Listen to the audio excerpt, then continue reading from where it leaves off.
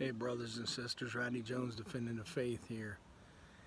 Hey, I wanted to come to you and just talk to you a little bit. You know, I've been posting scripture to stay positive about this virus that is kind of making a lot of people go nuts, a lot of people in fear. I see believers in fear, like I said in one of my videos. It's I'm starting to just not associate with people that are talking like that. My neighbor just got me out there, and he was talking that it's going to get worse. And I don't have popular opinion. My opinion is I think this is ready to pass on out of here. It's almost done. I've heard so many conflicting reports. I don't know. It's 80 degrees here today. I was told in one news report that the virus cannot survive at 80 degrees if it's in your nostrils or whatever, but then somebody told me it has to be 30 below zero to die. So it makes me think of the flu, but they say it's not the flu. So man, they're putting up tents at my hospital, porta potties outside, so you can do like triage outside, I guess, or scan people when they come in. Man, just my spirit is just like telling me that there's nothing going on here. There's just nothing going on, and I'm worried about people making themselves sick by, just getting in it so much and saying it's going to get worse. The media tells us it's going to get worse. These are the same people that told me everything's fake news, but now they're believing everything that's being said. So I don't know. It's wearing me down. I'm about ready to cut off communication. Anybody that just says this is gonna, get worse, because it's just bringing people down. I don't watch the doom and gloom media.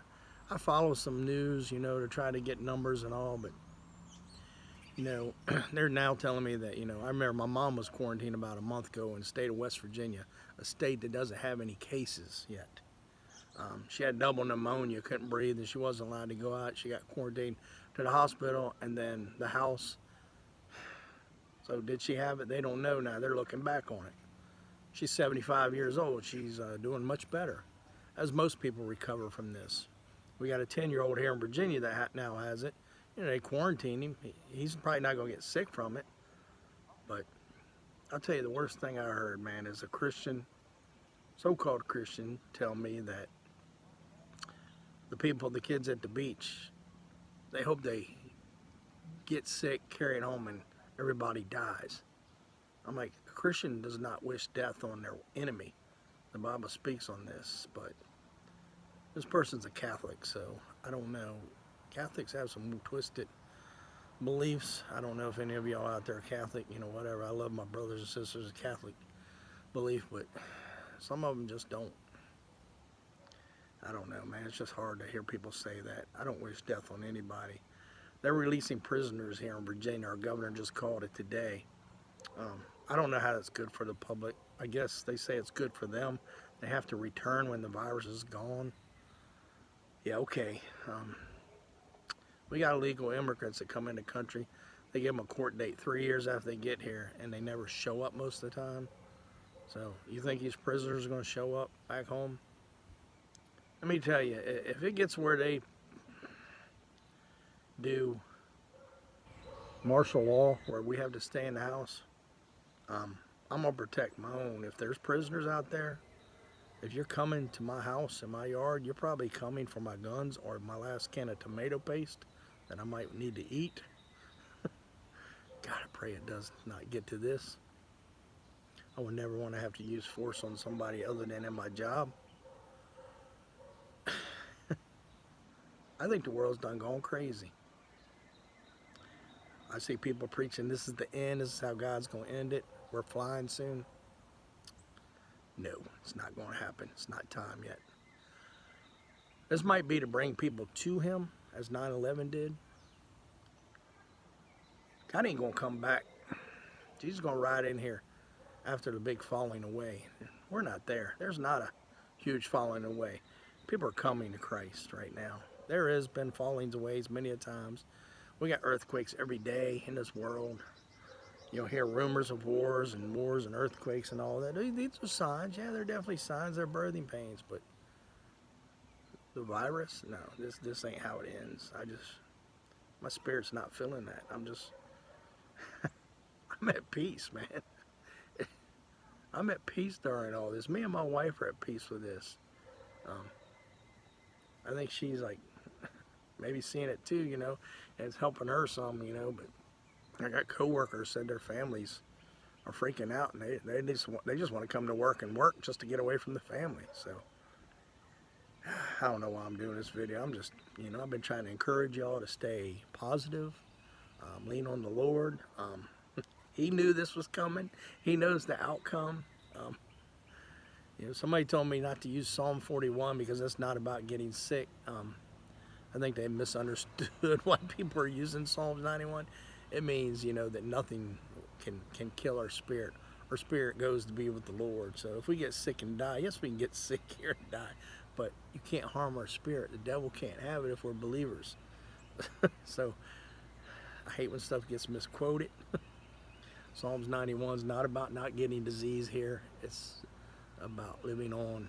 We're just foreigners here, as I've said before, and y'all know this. So I don't know. You can take this message anyway. I hope y'all comment with me. I always love talking to my brothers and sisters, seeing what they're feeling. I know a lot of y'all are not fearing.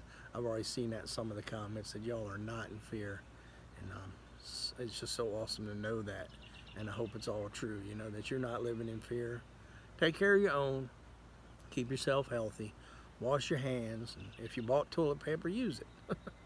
They went crazy here in my area with toilet paper. I didn't buy it because I needed it. I bought some just because I was like, all right, I'll grab a big thing. And I'm glad I did because I can't find any now. So me and my wife are pretty much, we're empty nesters 95% of the time. So we have food. We're enjoying each other's company. We went out shopping last night just a little bit. And she's taking her online schooling now because they canceled that. She's in a ministry school. So they've canceled our church for like 4 to 8 weeks. Hopefully it doesn't come down to that. So I like getting with the community and being with my brothers and sisters. That's what I need. I don't need to preaching online. That's not what I don't go to church to listen to preaching. I go to be with my brothers and sisters and be in community, build them up, teach them the word that they're not hearing from the pastor. Maybe if they're out in the lobby. So we run 2 services. I run my security team. So that's what I do at church. I don't go there for a sermon. If I just did that, I would just watch sermons on TV. I wouldn't ever go to church. But I trust in the word that says that not give up meeting, and some are in the habit of doing. And I'm hearing preachers say on the radio, it's not about going to church and being there in the building. You just listen to the sermon. Well, that's not what I do. I don't go to listen to the sermon all the time because I run my security teams. I'm usually out there ministering to people.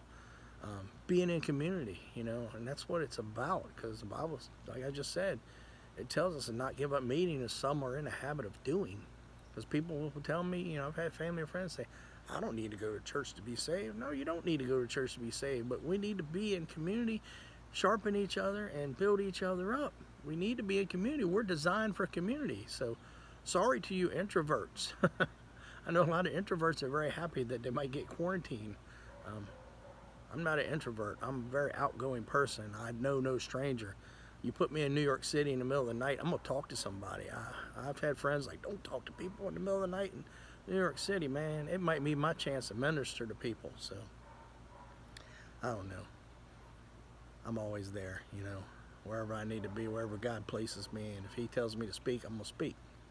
So, some opportunities are not fruitful, but He still wants us to preach the word. Not everybody's going to get drawn by the Spirit when we speak to Him, but we still do it because He said, go and make disciples.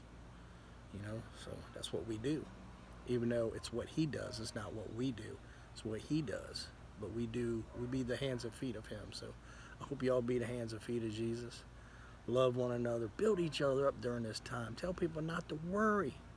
Jesus is still on His throne and He's still in charge. He is the King, the Almighty King. He's the president, He's the prime minister, or whatever country you're in, He's your leader. Hey, I love y'all. Love each other, build each other up. I love y'all so much. I appreciate your love and community here, your fellowship, brothers and sisters that are always there for me, build me up, and I want to build you up. I don't want to bring you down. Hopefully this video doesn't bring you down, because I'm sitting here on my deck, 80 degrees here in Virginia, just enjoying this beautiful weather and rejoicing in this week, working, and glad I have a job. I'm able to go to work. My wife's working at home, but her boss is still paying her for her mileage and all that. So that's a blessing in itself. I know some don't have that luxury, but if you're getting laid off, go to the unemployment office the next day and apply, please. I love y'all. God bless you, and thanks for all your love and communion with each other. So God bless. Bye.